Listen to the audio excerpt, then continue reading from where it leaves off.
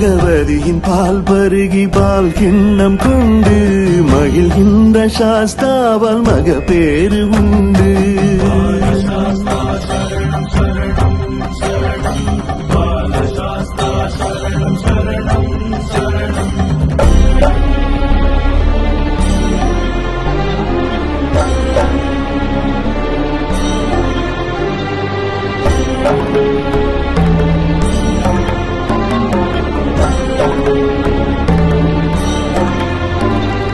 சூலமும் பாசமும் நாற்கரம் தாங்கி காலனை அழிப்பானே கரிகமலை மூர்த்தி.